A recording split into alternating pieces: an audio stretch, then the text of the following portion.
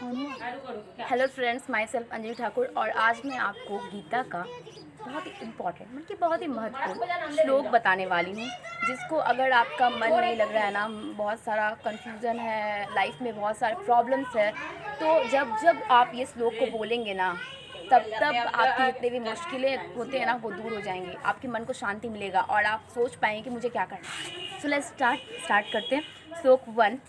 नैलन चंद्रती चंद्र छिद्रन्ति शस्त्राणि नैन दहति पावक न चैनम क्लेदयन्तापो न शोष्यति मारुत। इस श्लोक का मतलब है, इस श्लोक का अर्थ है, आत्मा को ना शस्त्र काट सकते हैं, ना आग उसे जला सकती है, ना पानी उसे भिगो सकता है, ना हवा उसे सुखा सकती है। ठीक है, यहाँ भगवान श्री कृष्ण ने आत्मा के अजर अमर के स्वस्थ होने की बात की है। मैं आपको इस श्लोक का डीप मीनिंग बताती हूँ। ये जो बताया जा रहा है ना कि आत्मा को ना जला सकता है, ना पानी ना भिगा सकता है, ना हवा से ये कर सकती है, इसका मतलब ये है ना कि आदमी के लाइफ में इतना सारा प्रॉब्लम होता है कि आदमी को ऐसा लगता है कि अब वो नहीं रहे हैं, मतलब होता है ना, कभी सुसाइड करने का मन करता है।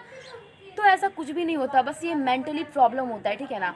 लेकिन जो आप एक बात याद रखना, आप एक आत्मा हो और आत्मा अजर अमर है। उसे ना तो आग जला सकता है, ना पानी भिगो सकता है, कुछ भी नहीं हो सकता। जब तक ऊपर वाला प्राण आपका नहीं लेगा ना, तब तक कुछ भी नहीं हो सकता है। ओके, सो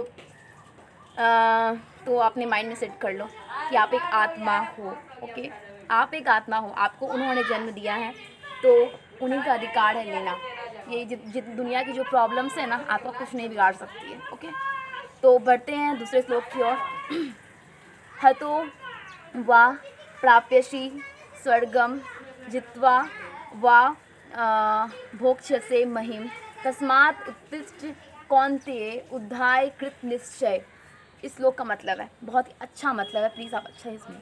इस श्लोक का अर्थ है, यदि तुम, मतलब कि वो कृष्ण भगवान अर्जुन को बोल रहे थे, यदि तुम युद्ध में वीर गति को प्राप्त होते हो तो, युद्ध में अगर तुम वीर गति को प्राप्त होते हो तो तुम्हें स्वर्ग मिलेगा।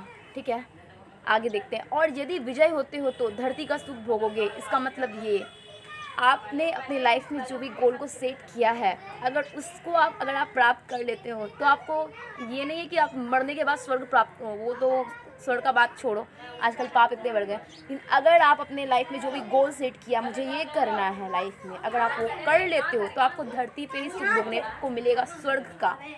सब कुछ आजकल यहीं पे होता है, ठीक है। तो धरती पे आपको स्वर्ग प्राप्त हो जाएगा, अगर आपने जो भी गोल सेट किया है, जो भी आपका कर्म है, उसे वीर गति को प्राप्त करते हो तो। ओके, तो यदि विजय होते हो तो धरती का सुख भोगोगे, ये तो है, ठीक है। इसलिए उठे हे अर्जुन, उठो जागो और निश्चय करके युद्ध करो। ठीक है, यही भगवान उसे प्रोत्साहन कर रहे हैं कि आप निश्चय करो, आप युद्ध करो, आप लड़ो। अपने जितने भी वर्तमान समय में जो गोल सेट किए हो, उस तक पहुंचने में जितने भी प्रॉब्लम्स आ रहे हैं, ऑब्स्टिकल्स आ रहे हैं लाइफ में, उसको आप किसी तरीके से हैंडल कर लड़ो। तो वही बताना चाह रहे हैं। हमारा तीसरा है, यदा यदा हि धर्मस्य ग्लानि भगवती भारत अभ्युत्थानम धर्मस्य तदात्मान सृजाभ्यम। ठीक है, इस श्लोक का मतलब है, ये श्लोक बहुत ही अच्छा और मेरा फेवरेट है, सब प्लीज़ ध्यान से सुनिएगा इस श्लोक को। इस श्लोक का अर्थ है, हे भारत। हे भारत, भारत यहाँ अर्जुन को कहा जा रहा है, ठीक है।